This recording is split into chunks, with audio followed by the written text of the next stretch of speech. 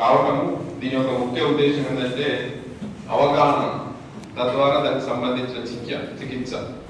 So మన Sridhara superintendent doctor Rakesh Sai గారు, HOD general medicine HOD doctor K Sai గారు, and orthopaedic professor and HOD doctor Ramakrishna, and VCTC Saroja madam, and ప్రతి ఒక్కరు కింద ఉన్నామా మీద ఉన్నామా కాదు, మనం మీరు ఉన్నదానికి మన వంతు సహాయం చేయాలి. అంటే ఆరోగ్యం అన్నది అన్నీ కాదు, ఆరోగ్యం అన్ని కాకపోవచ్చు, కానీ ఆరోగ్యం లేని ఎన్ని ఉన్నా అన్ని సున్నం.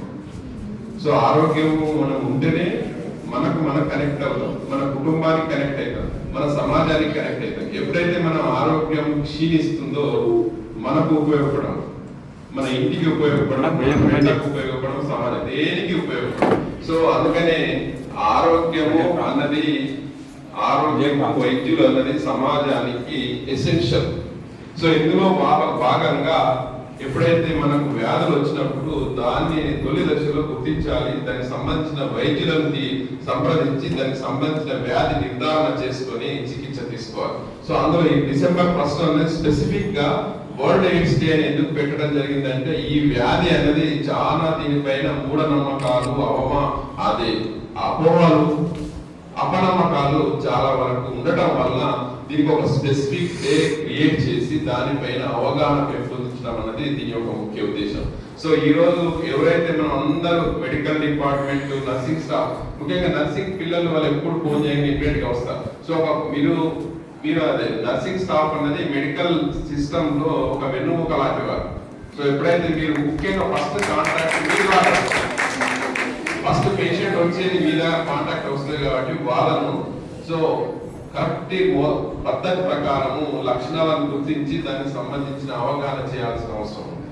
సో ఇంతమంది మనం చెప్పినాం స్లోగన్స్, కలిసి భుజించడం వలన, దోమకాటు వలన హెచ్ఐవి పేషెంట్స్ ట్రీట్మెంట్ ఇస్తే ఒకరి నుంచి ఒకరు రాదు. ఇంకోటి ఏంటంటే రామకృష్ణ మంచి మాట చెప్పింది, ప్రొటెక్ట్ అవర్ స్కిన్. అంటే మన చర్మాన్ని మనం ప్రొటెక్ట్ చేసుకోవాలి, తర్వాత పేషెంట్ కు సమాజాన్ని ప్రొటెక్ట్ చేసుకోవాలి. ఇప్పుడు ట్రీట్మెంట్ అంటే ప్రతి పేషెంట్ అంటే ఎయిడ్స్ వ్యాధికి ఎల్లరు ఉండవు.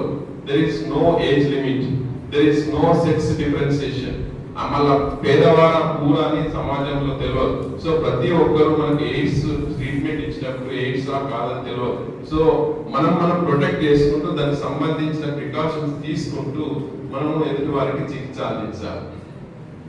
సో ఆ రకంగా మనం చేసినట్లయితే మనకు ప్రొటెక్ట్ అవుతుంది, ఎందుకంటే మనకు ఒక ఫ్యామిలీ ఉంటుంది. మనం ప్రొటెక్ట్ చేసుకుంటూ మన సమాజాన్ని కూడా ప్రొటెక్ట్ చేసుకుంటూ రావాలి. అంటే ఇప్పుడు మన సమాజానికి ముగ్గురు శత్రువులు ఉంటారు. సో కరువు కాటకాలు, యుద్ధాలు. ముఖ్యంగా మూడోది ఏంటంటే ప్రతి ఇంటి తట్టి మన ఆరోగ్యాన్ని క్షీణింపజేసేది అనేది డిసీజెస్. ఆ డిసీజెస్ కు దేవుడు ప్రతి ఇంట్లో రాలేడు, అందుకనే ఒక వజ్రాయుధాన్ని, ఒక డాక్టర్ అనే వజ్రాయుధాన్ని సృష్టించి సో ఆ ట్రీట్మెంట్ ఇవ్వడం జరుగుతుంది. సో ఎయిడ్స్ కూడా ట్రీట్మెంట్ ఇంతకుముందు ఏమంటే ఎయిడ్స్ అంటే డెత్ సెంటెన్స్ అనుకోండి. నౌ ఎయిడ్స్ అనేది it is no more death sentence. ఇంతకుముందు ఎయిడ్స్ అంటే ఒక శాపం అనుకునేవారు. So it is human immunodeficiency virus వల్ల వస్తుంది. అందరం కూడా అంటే హెచ్ఐవి ఇన్ఫెక్షన్, ఎయిడ్స్ ఒకటే అనుకుంటారు. హెచ్ఐవి ఇన్ఫెక్షన్ నుంచి ఎయిడ్స్ రావడానికి కొన్ని సంవత్సరాలు పడుతుంది. సో మనము హెచ్ఐవి ఇన్ఫెక్షన్ వచ్చిన తర్వాత సరైన జాగ్రత్తలు తీసుకొని పాజిటివ్ యాటిట్యూడ్ గా ఉండి మంచి ఆహారం తీసుకొని రెగ్యులర్ గా ఫిజికల్ యాక్టివిటీ చేసుకుంటూ దానికి సంబంధించిన చికిత్స తీసుకున్నట్లయితే ఎయిడ్స్ ను పోస్ట్పోన్ చేయొచ్చు. ఇప్పుడు మనం కూడా మన లైఫ్ ను ఎట్లా పోస్ట్పోన్ చేసుకుంటున్నాం? మనం పుట్టాం, గిట్టడం తప్పదు. దాన్ని పోస్ట్పోన్ ఎట్లా చేసుకుంటాం? మన ఆరోగ్యాన్ని మెయింటైన్ చేసుకొని 4 సంవత్సరాలు బ్రతకాలా, 40 సంవత్సరాలు బ్రతకాలా, 10 సంవత్సరాలు బ్రతకాలా?